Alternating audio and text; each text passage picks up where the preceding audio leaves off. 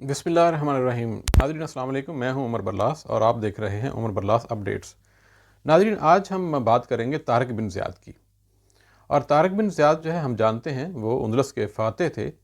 آج ہم آپ کو یہ بتائیں گے کہ طارق بن زیاد کون تھے، کہاں سے آئے تھے اور اسپین پہ حملہ کرنے کی بیسک ریزن کیا تھی اور اس کے بعد کے جو حالات تھے وہ کیا تھے۔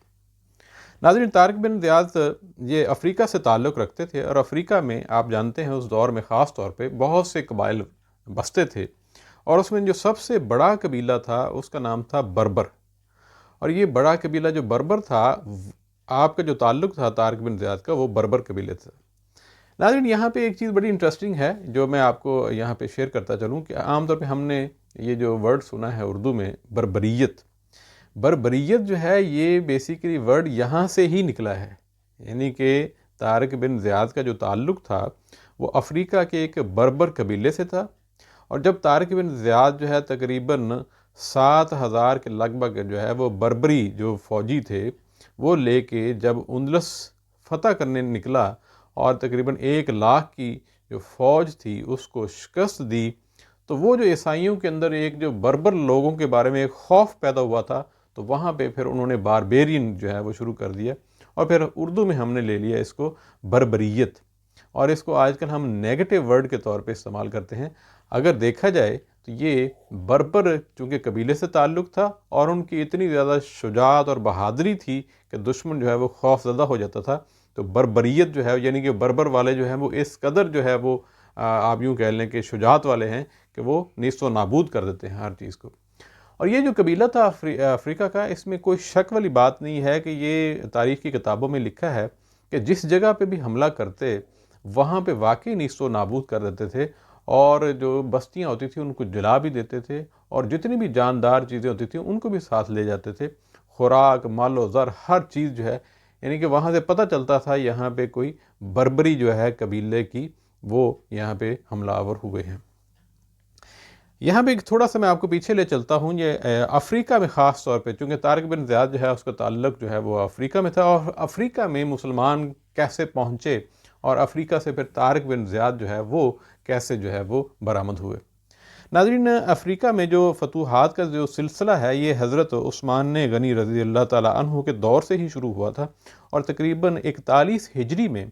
افریقہ میں عقبہ بن نافع الفہری کو بھیجا گیا تھا، اور انہوں نے وہاں پہ یہ جو قبائل تھے ان کے ساتھ جو ہے اسلام کی دعوت دی، اور آف کورس جنہوں نے قبول نہ کیا ان کے خلاف جنگ کی، اور 2-3 جو شہر تھے فرانہ اور ورنا ان کو فتح بھی کیا تھا، اور یہ 42 ہجری میں ان شہروں کو فتح کر لیا تھا۔ عقبہ جو تھے، عقبہ بن نافع الفہری، وہ قریش کے مشہور صحابی تھے، اور وہ 51 یعنی 51 ہجری میں امیر معاویہ نے ان کو گورنر بنا کے بھیجا تھا تاکہ وہ اسلام کا جو نور ہے وہ افریقہ میں بھی پھیلائیں، اور جو مسلمان جو ایسے لوگ ہیں جو کہ اسلام کی مخالفت کریں ان کے خلاف جہاد بھی کریں۔ اور یہ افریقہ جو ہے، یہ جہاں پہ جو تذکرہ ہو رہا ہے یہ وہ علاقے ہیں جو مصر کے ارد گرد جو ہے وہ سمندری علاقے، جن کو جہاں پہ یہ سارے قبائل آباد تھے، اور جو سب سے زیادہ جو قبیلہ جو ہے وہ بربری قبیلہ تھا، یہ اس جگہ کا تذکرہ ہو رہا ہے۔ اور ناظرین، یہ اتنی بڑی تعداد میں تھے کہ عقبہ بن نافع کو اچھا خاصا پریشان کیا تھا، اور ان کے ساتھ بہت جگہوں پہ مڈبیر ہوتی رہی، لیکن بہر صورت اسلام کی جو ایک طاقت ہے، قوت ہے، جو جہاد کا ایک فلسفہ ہے، اور آخرت کا ایک جو ذہنوں میں ایک چیز جنت کا جو ایک فلسفہ ہے، وہ اتنا اب کیا کہہ لیں کہ مسلمانوں کے اندر اس قدر پاورفل ہے کہ وہ دشمن کے مقابلے میں فاتح رہتے ہیں۔ پھر جو ہے یہ عقبہ بن نافع نے ایک شہر آباد کیا تھا جس کا نام تھا کیروان، بلکہ اس کے بارے میں بڑا مشہور ہے کہ اس شہر میں اب یوں کہہ لیں کہ جب افریقہ میں آپ کو پتہ ہی ہے اتنے زیادہ جانور تھے، تو انہوں نے جس جگہ یہ آباد کیا تھا وہاں بھی بہت زیادہ جانور جو ہے وہ خونخوار جانور جو ہے وہ بستے تھے، تو پھر ان کا ایک خطبہ تھا جو انہوں نے جانوروں سے خطاب کیا تھا، اور پھر جانور وہاں سے چلے گئے تھے۔ اس کے بعد پھر انہوں نے باغانہ شہر جو ہے اس پہ بھی فتح حاصل کی تھی، اور پھر الجزائر میں بھی، اور پھر مراکش جو ہے وہ فتح کیے تھے۔ اور ان سارے کے سارے جو فتح کیے تھے، کیونکہ سارے ہر جگہ پہ جو قبائل آباد تھے ان میں سب سے نمایاں جو ہے وہ بربری قبیلہ تھا، لہٰذا ہر دفعہ جو مختلف قبائلیوں کی جو سردار ہوتے تھے وہ بربری ہوتے تھے۔ اور اس میں پھر ایک جو سردار تھا جس کا نام تھا کیلا، وہ اب یوں کہہ لیں کہ وہ اچھا خاصا جو ہے انہوں نے ان کو مشکل وقت دیا، بلکہ یہ جو قبائل تھے انہوں نے چھپ کے جو ہے ایک دفعہ وار کیا اور حضرت جو عقبہ بن نافع جو ہے ان کو شہید کر دیا تھا۔ اس کے بعد پھر نئے خلیفہ جو تھے عبد الملک بن مروان جو تھے، انہوں نے پھر زبیر جو ہے ان کو گورنر بنایا تھا افریقہ کا۔ جو حضرت زبیر تھے وہ بھی پھر انہوں نے نئے سرے سے ساری جو ہے فوج کو منظم کیا، اور پھر اگین جو ہے وہ بربری قبیلے سے ان کا واسطہ پڑا، اور بربری قبیلے کے جو سردار جو کیلا تھا اس کے ساتھ مار کا ہوا، اور پھر اب یوں کہہ لیں کہ ان کی وہاں پہ سردار کی شہادت تو نہیں کہنا چاہیے، وہ بھی مارا گیا۔ یہ اگین جب یہ صورتحال تھی تو یہ جو بربری قبائل تھے انہوں نے پھر رومیوں کی مدد بھی لی تھی، اور پھر انہوں نے عقبہ بن نافع کو بھی شہید کیا تھا۔ اور اس کے ساتھ جب زبیر جو تھے ان کے سامنے جنگ لڑ رہے تھے تو یہ موقع مل گیا تھا اس وقت جو قسطنطنیہ کے جو عیسائی تھے بادشاہ ان کو، اور انہوں نے پھر دیکھا کہ یہ جو زبیر جو آلریڈی جو ہے بربری قبیلے کے ساتھ جو ہے وہ منڈ بیڑ میں ہیں، جنگ میں ہیں، تو وائی ناٹ اس پہ حملہ کیا جائے۔ انہوں نے پھر وہاں سے فوجیں بھیجیں اور جو ہے حضرت زبیر جو ہے ان کو بھی شہید کر دیا تھا۔ وہ ایک لمبی داستان ہے کہ بہت بڑی فوج تھی، یہ غالباً چند ہزار تھے اور وہ تقریباً لاکھ کے قریب تھی، لہٰذا وہاں پہ مسلمانوں کی فوجوں کو شکست ہوئی تھی۔ پھر جو ہے وہ جو ولید بن انہوں نے جو ہمارے جو خلیفہ تھے ولید بن عبد المالک، انہوں نے پھر حسان بن نعمان کو بھیجا تھا۔ ان کے پاس تقریباً 40,000 جو ہے فوج دے کر ان کو افریقہ بھیجا تھا۔ اس وقت جو سردار جو ان کا تھا بربری قبیلے کا کیلا، جب یہ تو فوت ہو گیا، اس کے بعد وہاں پہ ایک خاتون تھی کہنا جو کہ بہت زیادہ اس نے مرید بھی بنا رکھے تھے، وہ پھر درپیش آ گئی، وہ سامنے آئی، اور پھر وہ بھی یہ کیا کہہ لیں کہ ان کے سامنے لڑائی ہوئی، جنگ ہوئی، اور وہ بھی ماری گئی تھی۔ اس کے بعد پھر جو ہے کیا کہتے ہیں بھیجا گیا تھا موسیٰ بن نصیر کو۔ اچھا، موسیٰ بن نصیر کے ساتھ جب بربری قبیلے کی لڑائی جھگڑے ہوئی تو اس الحمدللہ مسلمانوں نے فتح حاصل کی تھی، لیکن اس جو بربری قبیلے کے جو فوجی تھے، جو جنگجو تھے، وہ قیدی بنا لیے گئے تھے، اور ان قیدیوں میں جو تھا ایک قیدی جو ہے وہ طارق بن زیاد تھا۔ اب طارق بن زیاد تھا، وہ بھی دیکھنے میں بڑا جنگجو قسم کا، بڑے بڑے بال تھے، اور یہ کتابوں میں لکھا ہے کہ سرخ رنگت تھی، اور یہ بڑا خوفناک جو ہے وہ، یعنی کہ دہشت پھیلانے والی شخصیت ان کی وہ تھی۔ لہٰذا موسیٰ بن نصیر نے کیا کیا تھا کہ موسیٰ بن نصیر نے ان کو اپنی نگرانی میں رکھا تھا، یعنی کہ یہ غلامی میں آئے لیکن اپنی نگرانی میں رکھا، اور جو چیز جو ہے وہ خود کھاتے وہ ان کو کھلاتے، جو چیز خود پہنتے وہ، جو اس دور میں مسلمانوں کا ایک غلاموں کے ساتھ اچھا سلوک ہوتا تھا، یہ سارے کا سارا بہتر سلوک جو ہے وہ طارق بن زیاد کے ساتھ بھی کیا تھا۔ ناظرین، اس کی ایک یہ بھی وجہ تھی کہ موسیٰ بن نصیر بھی ایک غلام کے بیٹے تھے، اور یہ جو ہے وہ غلام اس وقت تھے جب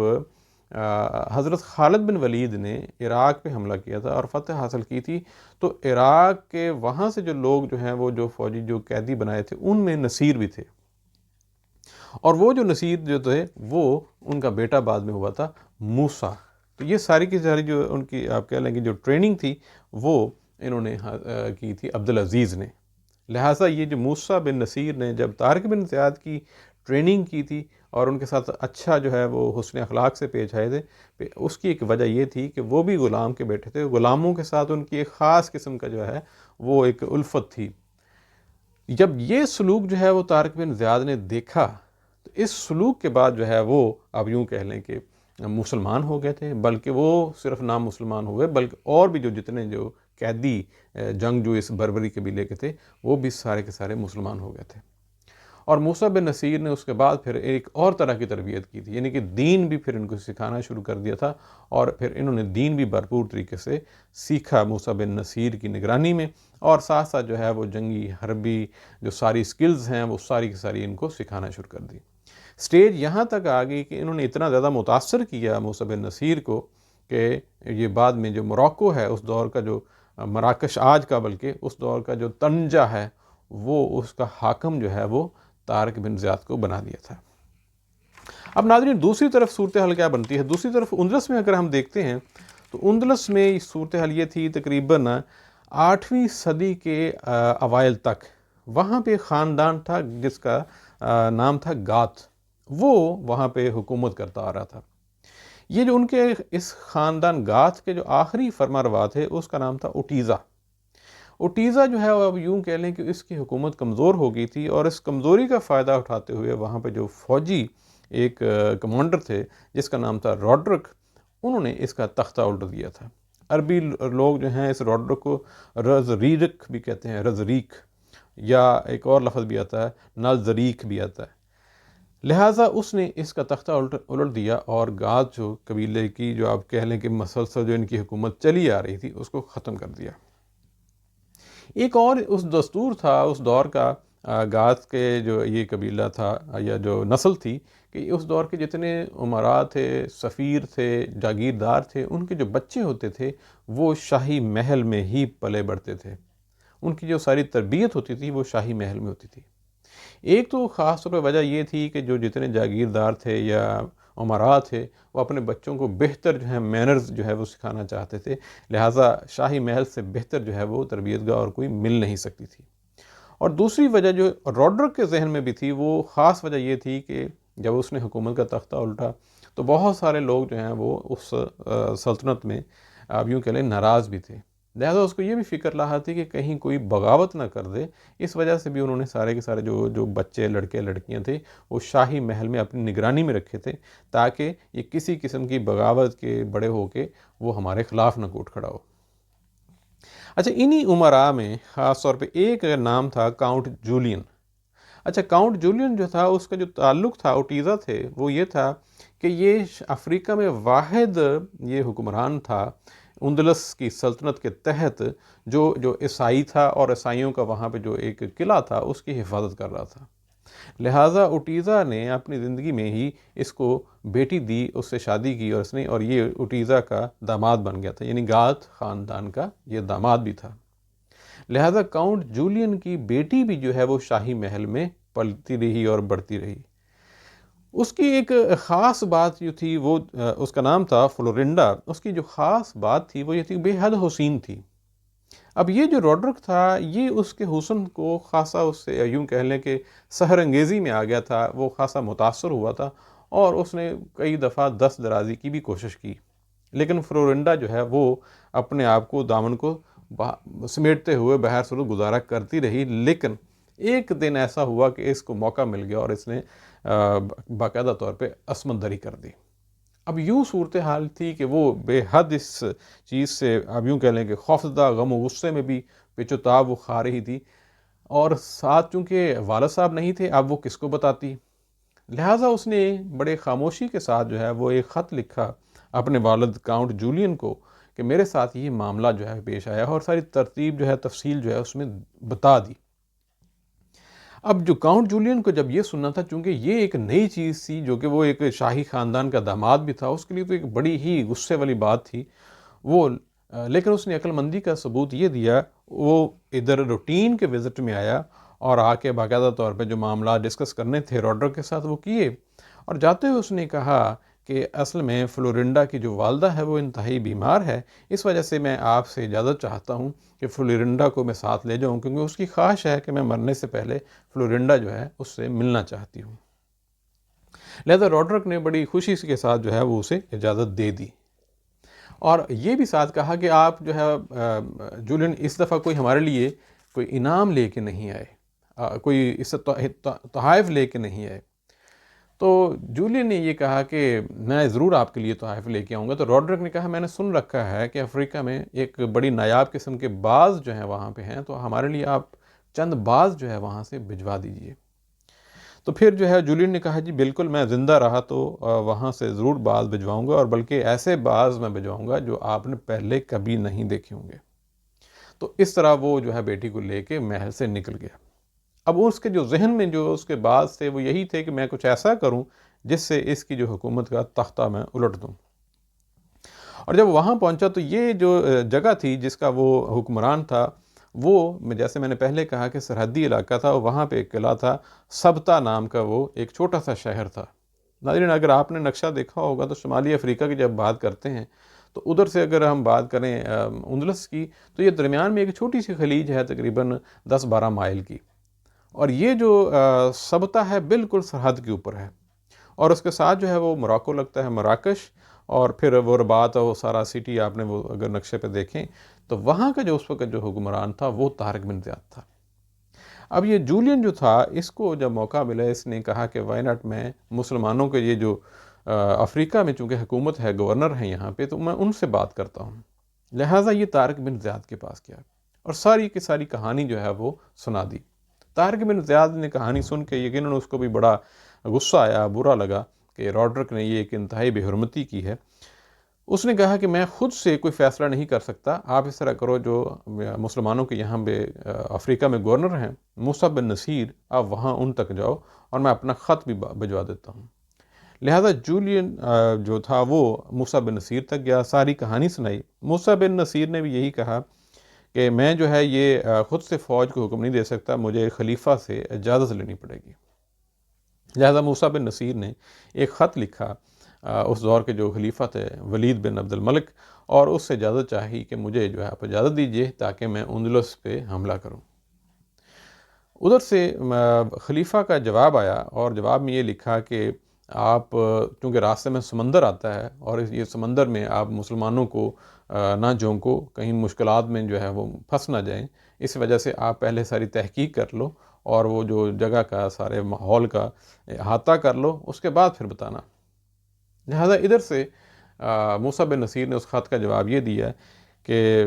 خلیفہ کو کہ راستے میں جو سمندر ہے وہ جو تقریباً 10 سے 12 میل کا ہے، وہ بہت زیادہ بڑا سمندر نہیں ہے، ہم بعض اوقات جو ہے وہ دوسری سائڈ پہ جو ساحلی علاقہ ہے اس کو دیکھ رہے ہوتے ہیں، اس وجہ سے ہمیں اجازت دیجیے کہ ہم وہاں پہ حملہ کریں، اور ساری کی ساری صورتحال بھی ساتھ بتا دی کہ وہاں پہ یہ صورتحال ہے۔ لہذا جو خلیفہ ولید بن عبد الملک تھے، انہوں نے پھر واپس جو پیغام بھیجا، ٹھیک ہے لیکن پھر بھی آپ ساری فوج نہ بھجوانا، آپ تھوڑے سے فوجی بھجوا کے معاملات کو بخوبی جائزہ لے لو، اور اگر آپ مطمئن ہو تو پھر آپ جو فیصلہ کرو گے ٹھیک ہے۔ لہذا یہ ساری صورتحال دیکھی تو موسیٰ بن نصیر نے پھر کیا کیا کہ یہ جو کاؤنٹ جولین تھا، اس کو تھوڑا سا ایک جو ہے وہ فوجی دستے ایک دو دیے، اور اس کو کہا کہ تم کوئی جو اندلس کے ساحلی شہر ہیں وہاں پہ کسی شہر پہ حملہ کرو۔ لہذا یہ جو ہے وہ ساحلی جو شہر اندلس کے وہاں پہ حملہ کرتا ہے، اور ساحلی شہر میں تھوڑی بہت لوٹ مار جو ہوتی ہے وہ لے کے واپس بحفاظت پہنچ جاتا ہے۔ اس سے یہ بھی ٹیسٹ ہو جاتا ہے کہ یہ جو کہیں کوئی چکر تو نہیں ہے، کہیں کوئی یہ مسلمانوں کے ساتھ کوئی دھوکہ تو نہیں کر رہا۔ لیکن اس کے ساتھ موسیٰ بن نصیر نے ایک اور ٹیسٹ بھی کیا، انہوں نے پھر اپنے ایک اور غلام جو ہے طریف بن مالک 91 ہجری 710 عیسوی کو، وہ 500 افراد جو سپاہی بھیجے اور ان کو بھی کہا کہ وہ بھی وہاں جائیں اور حملہ کریں۔ اس کی ایک وجہ، اتنے زیادہ کوشش ہونے کی ایک وجہ یہ بھی تھی کہ یہ وہی وقت تھا جب سندھ سے ایک خبر پہنچی ہوئی تھی ولید بن عبد الملک کے پاس کہ وہاں پہ بھی اس طرح راجہ داہر جو ہے وہ تنگ کر رہا ہے، مسلمانوں کو انہوں نے قیدی بنایا ہوا ہے۔ لہذا ایک بہت بڑی فوج ادھر بھی بھجوانی تھی، جو محمد بن قاسم جو ہے وہ ادھر کی تیاری کر رہے تھے۔ تو اس وجہ سے خلیفہ جو تھے اس وقت ولید بن عبد الملک، وہ نہیں چاہتے تھے کہ دونوں جگہوں پہ ایک بڑے محاذ جو ہے کھول لیے جائیں۔ تو یہ بھی بڑی وجہ تھی کہ ہر فیصلہ جو ہے انتہائی سوچ سمجھ کے ساتھ لیا جائے۔ جب طریف بن مالک جو ہیں وہ بھی 500 سپاہیوں کے ساتھ گیا، اور وہ بھی سرحدی کسی شہر پہ حملہ کر کے بحفاظت واپس لوٹ آئے۔ اب اس سے یہ طے ہو گیا کہ معاملہ جو ہے وہ سرحد کے اس پار کو بہت زیادہ جو ہے وہ مزاحمت کا نہیں ہے۔ اب یہاں پہ یہ تھا کہ فائنل تیاری کی جائے۔ اب پہلے ان کے پاس اتنی بڑی کشتیاں نہیں تھی کہ وہاں پہ تیاری کا سارا صورتحال ہو، اب وہ ایک بڑی جو ہے وہ آپ یوں کہہ لیں کہ وار شپس جو ہیں وہ بنانے شروع کیے، وار شپس بنا لیے، اور اس کے ساتھ تقریباً 7000 جو ہے وہ سپاہی جو ہیں وہ تیار کیے، اور اس کی قیادت پھر سونپی گئی طارق بن زیاد کو۔ حالانکہ موسیٰ بن نصیر کے جو بیٹے تھے عبدالعزیز، ان کی بڑی خواہش تھی کہ وہ کمانڈ کریں، لیکن انہوں نے یہاں پہ طارق بن زیاد کا انتخاب کیا۔ ایک تو یہ وجہ بھی ہوتی کہ طارق بن زیاد کی بہت بڑی زبردست سپہ سالار ہونے کی حیثیت سے خوبیاں بھی ان کے ذہن میں تھیں۔ دوسرا جو تھا کہ یہ جو 7000 سپاہی تھے اس میں اکثریت جو سارے بربر تھے، تو طارق بن زیاد خود بربر تھے، اس وجہ سے کہ یہ وہ ان کو بہتر طور پہ ہینڈل کر سکیں گے، لہٰذا ان کو 7000 سپاہی دے کے بھجوا دیا گیا۔ اب طارق بن زیاد جو ہے وہ دوسری طرف جب اترتے ہیں تو وہاں پہ ایک ایسی جگہ جو ایک پہاڑی ہے اس کے پاس جو ہے وہ اترتے ہیں، پڑاؤ ڈالتے ہیں، جس کی وجہ سے اس پہاڑی کو جبل الطارق بھی کہتے ہیں اور انگلش میں اس کو جبرالٹر بھی کہتے ہیں۔ جب وہاں پہ پہنچ کے طارق بن زیاد نے ایک دفعہ پھر سپاہیوں کو خطاب کیا کہ اگر اب بھی کوئی واپس جانا چاہتا ہے، کیونکہ دشمن کی طاقت کا ہمیں اندازہ نہیں ہے، اگر واپس جانا چاہتا ہے تو واپس ابھی چلا جائے، کیونکہ بعد میں پھر لڑائی شروع ہوگی تو پھر کسی کو اجازت بھی نہیں ہوگی اور پھر واپس جانا بھی ایک انتہائی مسلمانوں کے شان کے خلاف ہے۔ لہذا جواب یہ ملا کہ واپس ہم میں سے کوئی بھی جانے والا نہیں ہے، ہم انشاءاللہ یہاں آئے ہیں، یا فاتح ہوں گے یا شہادت ہمارا مقدر ہوگی۔ اور اس جواب سے بڑے طارق بن زیاد مطمئن بھی ہوئے، تو پھر انہوں نے کہا کہ ہم نے جب واپس نہیں جانا اور فاتح ہونا ہے یا شہید ہونا ہے تو پھر ہمیں یہ جو ہے وہ کشتیوں کی ضرورت ہی کیوں ہے۔ اس وقت جو ہے پھر انہوں نے ایک موٹیویشن پیدا کرنے کے لیے ایک انتہائی قدم اٹھایا اور وہ ساری کی ساری کشتیاں جلا دیں۔ اب یہ صورتحال تھی، اور اس کے بعد جو ہے وہ انہوں نے باقاعدہ طور پہ دریائے جو ہے یوں کہہ لیں کہ جو وادی رباط جو ہے وہاں پہ ڈیرے ڈال دیے۔ یہ اونچی جگہ ہے۔ آگے جو ان کو جو قریبی جو شہر تھے اس میں گاس خاندان کا ایک جاگیردار تھا جس کا نام تھا تھیوڈورمیر۔ اس نے جب طارق کے سپاہیوں کو دیکھا لہذا اس نے فوراً حملہ کر دیا، لیکن اس کو اندازہ نہیں تھا کہ یہ کون لوگ ہیں، اور اس کو وہ بھی نہیں پتا تھا کہ میری طاقت کیا ہے۔ وہ بری طرح جو ہے اس کو شکست ہوئی، لیکن اس نے یہ کام ضرور کیا کہ یہ جو تھیوڈومیر نے جو پیغام تھا وہ روڈرک تک پہنچا دیا کہ یہ صورتحال ہے، کچھ فوجی یہاں پہ آئے ہوئے ہیں اور فوج جو ہے تعداد میں کچھ اندازہ نہیں ہو رہا، لیکن وہ کچھ پہلی دفعہ دیکھے ہیں، اس وجہ سے فوج کا جو ہے نا وہ تیار رہنے کا حکم دے دیں۔ جب یہ خبر روڈرک کو ملی تو وہ کسی اور جنگ پہ جانے کی تیاری کر رہا تھا، لہذا اس خبر کے ساتھ ہی پھر اس نے وہ ارادہ کینسل کیا اور تمام فوج کو اکٹھا کرنا شروع کر دیا۔ تاریخ کہتی ہے کہ تقریباً 1,00,000 کے قریب جو ہے وہ فوجی تیار ہو گئے۔ روڈرک 1,00,000 فوجی کو تیار کر کے اور باقاعدہ طور پہ ایک تخت پہ بیٹھ کے وہ طارق بن زیاد والی فوج کی طرف بڑھنے لگا، ساحلی علاقے کی طرف۔ اور وہاں وہ کہتے ہیں کہ باقاعدہ طور پہ اس نے تخت اتنا سجایا ہوا تھا، اس کے اوپر چھتریاں تھیں، وہ بھی اتنی زبردست سجائی ہوئی تھی، اور بڑی شان و شوکت کے ساتھ جو ہے وہ ادھر آنے لگا۔ اب یہاں پہ جو صورتحال جو طارق بن زیاد تک پہنچی تو ان کو پتہ چلا کہ یہ تو 1,00,000 کے قریب جو ہے دشمن کی فوج ہے، تو پھر انہوں نے موسیٰ بن نصیر کو ایک خط بھی لکھا اور قاصد بھیجا کہ یہ جو فوج زیادہ ہے، ہمیں کمک کی ضرورت ہے۔ لہٰذا موسیٰ بن نصیر نے پھر مزید 5,000 جو ہیں وہ فوجی ان کو بھجوا دیے۔ ادھر ناظرین 12,000 فوجی اور دوسری طرف تقریباً 1,00,000۔ بہر صورت وہاں پہ ایک زبردست جو ہے خطبہ دیا طارق بن زیاد نے، اور خطبہ کتابوں میں بڑا زبردست ہے، موٹیویشنل ہے، چونکہ دوسری طرف روڈرک جو ہے وہ تو اس بات بھی ہنس رہا تھا کہ یہ اتنی تھوڑی سی فوج ہے، اب اس کا ہمیں کیا مقابلہ کرنا ہے۔ جب ادھر طارق بن زیاد جو ہے وہ اللہ تعالیٰ سے دعا بھی مانگ رہا تھا اور خطبہ بھی اس نے دیا تھا، اور جس کے چند الفاظ یہاں پہ میں آپ سے شیئر کرتا ہوں۔ وہ کہتے ہیں جی خبردار، اپنے سپاہیوں کو کہتے ہیں ذلت پر راضی نہ ہونا، خود کو دشمن کے حوالے نہ کرنا۔ اللہ نے مشقت اور جفاکشی کے ذریعے تمہارے لیے دنیا میں جو عزت و شرف اور آخرت میں شہادت کا جو ثواب مقرر کر رہی ہے، اس کی طرف بڑھو۔ اللہ کی پناہ اور حمایت کے باوجود اگر تم ذلت پر راضی ہو گئے تو بڑے گھاٹے میں رہو گے۔ دوسرے مسلمان تمہیں برے الفاظ سے یاد کریں گے، جیسا ہی حملہ کروں تم بھی میری طرف سے میرے ساتھ حملہ آور ہو جاؤ۔ اب اس کے ساتھ دعائیں بھی مانگی اور ساری صورتحال جو ایک مسلمانوں کا ایک طریقہ کار ہوتا تھا، اور وہ دشمن پہ پل بڑھے، حملہ کیا، گمسان کارن ہوا، ہر طرف جو ہے وہ چیخو پکار، اور آپ کو پتہ ہی ہے کہ اسی صورتحال میں کیا ہو سکتا ہے کہ ادھر سے دشمن بے شک جو ہے وہ 10 گنا بڑا تھا، لیکن مسلمانوں کے جو ہے وہ 10 گنا کم ہونے کی عددی اعتبار سے باوجود جو ہے ان کے جو حوصلے تھے، ہمت تھی، جو دلیری تھی، وہ ان سے کہیں گنا جو ہے وہ زیادہ تھی۔ یہ کفر و اسلام کی جو جنگ تقریباً 8 روز تک جاری رہی، اور 8 روز ہر روز جو ہے وہ طارق بن زیاد جو ہے وہ دعائیں بھی کرتے اللہ تعالیٰ سے، اور گڑ گڑا کے اللہ تعالیٰ سے فتح کا باقاعدہ طور پہ دعائیں کرتے۔ تاریخ کی بعض کتابوں میں یہ بھی لکھا ہے کہ طارق بن زیاد کو انہی دنوں جو ہے ایک خواب بھی آیا تھا، جس میں حضور اکرم صلی اللہ علیہ وآلہ وسلم نے بشارت بھی دی تھی کہ طارق اندلس کے تم فتح یاب ہو۔ لہذا 8ویں دن جو ہے وہ طارق بن زیاد نے یہ فیصلہ کیا کہ دشمن کا جو قلب ہے اس میں گھسا جائے اور باقاعدہ طور پہ اس کو جو ہے کمزور کیا جائے۔ لہذا وہ طارق بن زیاد چند دستوں کے ساتھ دشمن کی فوج کی طرف بڑھا، اور وہاں جو ہے وہ خوب بگدڑ مچ گئی، اور صورتحال یہ تھی کہ راڈرک تک پہنچنے میں یہ کامیاب ہو گیا۔ لیکن راڈرک جو ہے وہ پہلے ہی آپ یوں کہہ لیں کہ ان کو آتا ہوا دیکھا، اور اس نے باقاعدہ طور پہ گھوڑے سے وہاں سے فرار جو ہے ہونے لگا۔ اب راڈرک وہاں سے فرار ہو گیا۔ اب یہ جب راڈرک کے سپاہیوں نے دیکھا کہ راڈرک فرار ہو رہا ہے تو ان کے حوصلے اور زیادہ پست ہو گئے، لہٰذا ان کے حوصلے جب پست ہوئے تو یہ جو مسلمانوں کی فوج تھی اس طرح ان کے پل بڑی کہ وہ گاجر مولی کی طرح کاٹنا شروع ہو گیا۔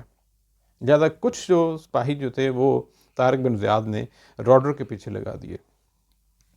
اب وہ تعاقب کرتے رہے تو وہ کہتے ہیں کہ دریائے رباط کے کنارے جو ہے راڈرک کا ایک سفید جو گھوڑا تھا وہ انہیں ملا،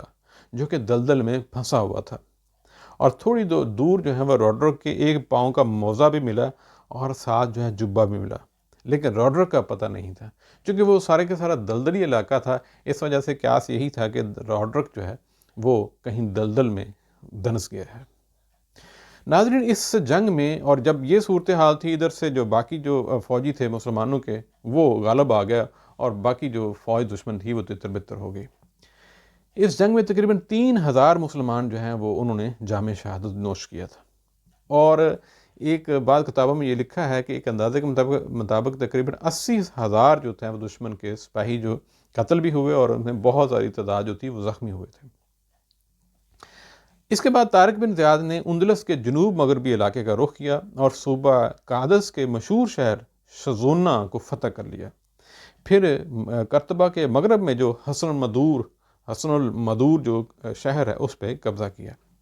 اس کے بعد پھر اسلامی جو لشکر ہے وہ آگے بڑھتا ہوا اشبیلیہ سے 25 میل مشرق میں شہر کرمونا وہاں جا پہنچا، اور پھر شہر استجا کا محاصرہ کیا، اور بڑی سخت مقابلے کے بعد استجا بھی فتح ہو گیا۔ بعد میں طارق بن زیاد نے اس شہر میں ایک نہر بھی کھدوائی جس کا نام عین الطارق کہا جاتا ہے۔ ناظرین، استجا کی فتح کے بعد اندلس کی تقریباً عوام جو تھی وہ اس قدر خوفزدہ ہو گئی تھی کہ وہ دیگر جو دائیں بائیں پہاڑیاں تھیں وہاں اس طرف چلی گئی تھی، اور جو امراء تھے وہ ایک جگہ تھی تلیتلا، وہاں پہ انہوں نے پناہ حاصل کی تھی۔ اور طارق بن زیاد کے حکم پر مغیث بن وائل کی قیادت میں 700 سواروں نے کرتبہ کا جو شہر ہے جسے ہم آج بھی جانتے ہیں وہ فتح کر لیا، اور اس کے بعد اریولا، مالکا، البیرا، ریا، اور جو شمالی اسپین میں استرکا اور صوبہ جلیکیا کو فتح کیا۔ یہ صورتحال ہوئی تھی تو بعد میں پھر موسیٰ بن نصیر بھی فوج لے کے وہاں پہ آ گیا، اور وہاں طے یہ پایا کہ مشرقی جو سمت ہے طارق بن زیاد آگے بڑھیں، اور مغربی سمت جو ہے وہ موسیٰ بن نصیر اپنی فوج کو لے کر چلیں۔ پھر ان سپہ سالاروں نے جنوبی فرانس پر پیش قدمی کی، اور 3 بڑے جو اہم شہر ہیں اربونا جس میں، اور لودون، اور پھر اوینون پر قبضہ کر لیا۔ فتوحات کا یہ سلسلہ ابھی جاری و ساری تھا، لیکن خلیفہ عبد الملک جو ہے اس کی طبیعت بہت زیادہ خراب ہوگی۔ اس نے قاصد بھیجا کہ دونوں جو سپہ سالار ہیں فوراً جو ہے وہ دمشق جو ہے دارالخلافہ پہنچے۔ لہذا دونوں خلیفہ جو تھے، دونوں جو سپہ سالار تھے، وہ یہاں پہ اپنے نائب مقرر کر کے فوراً دمشق کی طرف روانہ ہو گئے، اور وہاں پہ جو صورتحال تھی وہ بڑی مشکل جو ہے وہ ملاقات ہوئی، اور ملاقات کی فوراً بعد ہی جو ہے وہ ولید بن عبد الملک فوت ہو گئے۔ اس کے بعد جو تھے ان کے جو دوسرے بھائی تھے سلیمان بن عبد الملک، وہ خلیفہ بن گئے۔ اور ناظرین، یہ ایک بڑا انفارچونیٹ ہے کہ جب پچھلا خلیفہ جب فوت ہو جاتا یا معزول ہو جاتا تو نیا خلیفہ ہر جگہ پہ سارے جو ہے اپنے بندے فٹ کرتا، لہٰذا انہوں نے پھر یہ جو عظیم جو 2 سپہ سالار تھے ان کو بھی معزول کر دیا۔ اور ناظرین، جب یہ آپ تاریخی کتابوں میں پڑھتے ہیں تو سیڈ پارٹ یہ ہے کہ اس دور میں جو 3-4 جو بڑے لوگ تھے، جو بڑے سپہ سالار تھے، اور تقریباً وہ دنیا کے ہر طرف کونے میں ہر رخ بڑھ رہے تھے، جس میں محمد بن قاسم بھی تھا، جس میں موسیٰ بن نصیر بھی تھا، جس میں ابھی جو بات کی طارق بن زیاد بھی تھا، عتیبہ بھی تھا، یہ سارے کے سارے جو ہے وہ واپس معزول کر دیے گیا، اور پھر ان کی جو بڑی جو فوتگی آپ کہہ لیں وہ بڑی ایک گمنام سپاہی کی حیثیت سے تھی۔ لہٰذا یہ ساری چیزیں بتانے کا مقصد یہ ہے ناظرین، ایک تو ہمیں پتہ چلے کہ ہمارے جو اسلاف ہیں کس قدر انہوں نے زندگیاں گزاری، اور اسلام جو ہے وہ کتنا عظیم مذہب، اور کون کون سی وہ اسلام کی وہ خصوصیات تھیں جن کو لے کے چلے اور پھر غالب آتے گئے ہر جگہ پہ، آج وہ چیزیں کیوں نہیں ہیں۔ سوچنے کی بات ہے۔ انشاءاللہ آگے کسی اور ویڈیو میں پھر ملیں گے۔ اللہ حافظ۔